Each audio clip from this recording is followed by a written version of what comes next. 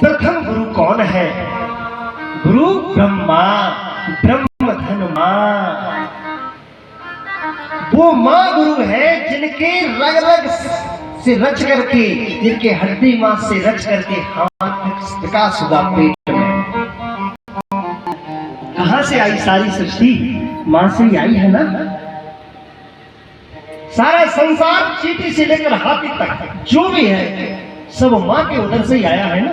कोई अंडा से आया, कोई पिंड से आया, कोई जरायु से आया, कोई उद्भिद स्थावर जो भी है, लेकिन आया तो मां से है।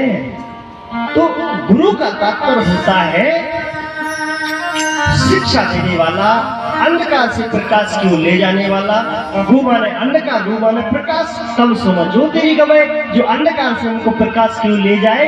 जब हम जैसे ही हमारा जन्म हुआ हम अंधकार में थे, लेकिन हमें कोई पता नहीं था। माँ ने क्या किया? सबसे पहले अपना स्तनपान कराया हमें, माँ नहीं कराया। सबसे पहला ज्ञान हुआ कि दूध के पीने से हमारी क्षुधा मिट जाती है, भूख मिट जाती है। सबसे पहला इसलिए हमारा स्तन पर हो गया, दूध पर हो गया। जैसे हम थोड़े बड़े हुए, माँ ने हम खिलौना दिया।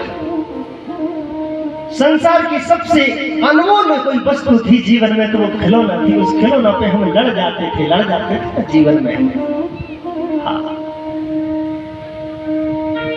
माँ प्रथम गुरु है, गुरु ब्रह्मा। हमारी ही नहीं सारे संसार की गुरु सबसे प्रथम माँ है। माँ ने ही हमको स्तन पान कराया, माँ ने ही हमको खिलौना दिया, माँ ने ही उंगली पकड़ के हमको चलाना सिखाया, माँ ने ही हमको नहलाना धोना लेटना सुलाना सब माँ ने सिखाया। इसको कोई काट नहीं सकता, कोई शास्त्र नहीं काट सकता इस बात को। तो गुरु ब्रह्मा, ब्रह्मा ने होता है ईश्वर, ब्रह्मा ने होता है परमात्मा, ब्रह्मा ने होता है वो सत्ता जो हमारे अंदर है, जो नहीं है तो हम नहीं रहते, तुम नहीं रहते, आप नहीं रहते, हम नहीं रहते। उस सत्ता को ब्रह्म कहा गया है। तो सबसे पहली ब्रह्म, जिसने ब्रह्म का बीज डाला इस हड्डी मांस के शरीर में, जिसने ब्रह्म का बीज डाला वो माँ है। तो पहली गुरु है माँ, गुरु ब्रह्मा। आगे शब्द आता है गुरु विष्णु, आता है। अब विष्णु क्या है? तो जैसे ही विष्णु का नाम आता है तो एक क्षीर सागर में लेटे हुए कोई देवता है जिनके ऊपर शेष और क्या बोलेंगे बांसुरी नाम की छैया है, और जो है लक्ष्मी जी के पैर दबाया करती हैं। सो वो चित्र हमारे दिमाग में घूमने लगता है कि भाई विष्णु तो ये है।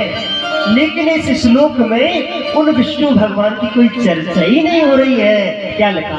विष्णु तोड़ो बस धन अणु, अर्थात जिसका अणु अणु हमारे शरीर में बस रहा है, रग रग में बस रहा है, जिसका रग रग में रक्त समा रहा है, वो पालनहार पिता ही हमारा विष्णु रूप दूसरा विकास पिता नहीं होता। माँ ने तो पैदा कर दिया, हमारा विकास कैसे होता? पिता नहीं होता तो कौन हमको उंगली पकड़ के चलाता, कौन हमको कंधे पर बैठाता, कौन हमारा भरण पोषण करता, कौन हमारे व्यवस्था करता, आगे की घर गृहस्थी की आटा दाल की व्यवस्था तो पिता ही करता है। तो जिसका रग रग में अणु अणु में वास है, वो चाहे आप हार्मोन्स के रूप में ले सकते हैं, चाहे आप सीधे शब्दों में कह सकते हैं भाई आप पिता का रक्त हो, पिता का रक्त है तुम्हारे अंदर। तो जो रग रग में पिता का अणु अणु बस रहा है उसको कहते हैं गुरु विष्णु। गुरु ब्रह्मा, आपने माँ को समझा, गुरु विष्णु, गुरु देवो महेश्वर। महेश्वरा से तात्पर्य है बंदव प्रथम महीसुर चरना, महीसुर महीसुरा। महीसुर और महीसुरा में थोड़ा सा अंतर समझ लीजिए। महीसुर कहा गया है ब्राह्मणों को और महीसुरा कहा गया है ऐसे गुरु को जो आपको मार्गदर्शन दे रहा है, चाहे वो ब्राह्मण हो, चाहे वो कोई संत हो, चाहे वो किसी संप्रदाय का हो, चाहे रैदास जाति का हो, चाहे डोम जाति का हो, चाहे अहीर जाति का हो। वो जाति से कोई लेना देना नहीं है, पंथ से कोई लेना देना नहीं है, गद्दियों से कोई लेना देना नहीं है, संप्रदायों से कोई लेना देना नहीं है, धर्म से कोई लेना देना नहीं है। जो हमको सच्चा ज्ञान दे रहा है, यथार्थ ज्ञान दे रहा है। वो आपका बच्चा भी हो सकता है, आपका रिश्तेदार भी हो सकता है, और हो सकता है कोई बड़ा महामंडलेश्वर हो सकता है कोई गद्दीधारी भी हो, और हो सकता है आपका ऐसा मित्र हो जिसको तुमने कभी समझा ही नहीं है और वो तुम्हें सही रास्ता बता देगा। वो है गुरुर्देवो महेश्वरः। आपने समझा, गुरुर ब्रह्मा अर्थात माँ, गुरुर विष्णु अर्थात पिता, और गुरुदेवो महेश्वरा, ये तीन संसार के सबसे बड़े देवता हैं। बताइए, ब्रह्मा विष्णु महेश तीनों आ गए ना इसमें। बाद में इनका स्वरूप बना करके इनको देवी देवता बना दिया गया, लेकिन प्रथम में शुरुआत में तो वही है जिनसे हम पैदा हुए, जिनमें हम जी रहे हैं, जिनमें हमें रहना है, और जिनकी सेवा से हमारी मुक्ति हो जाएगी। ये तीन देवता, गुरुर् ब्रह्मा गुरुर्विष्णु गुरुर्देवो महेश्वरा, गुरुर् साक्षात् परब्रह्म तस्मै श्री गुरुवे नमः। अब वो परब्रह्म कौन है जिसका यहाँ अलग से नमस्कार किया जा रहा है? वो परब्रह्म, वो परमात्मा है जिसने सारी कायनात बनाई, सारी सृष्टि बनाई, आपको बनाया, हमको बनाया। उस परमात्मा को यहाँ पर नमन किया जा रहा है। यहाँ किसी और देवी देवता को नमन नहीं किया जा रहा है। यहाँ किस परमात्मा को नमन किया जा रहा है?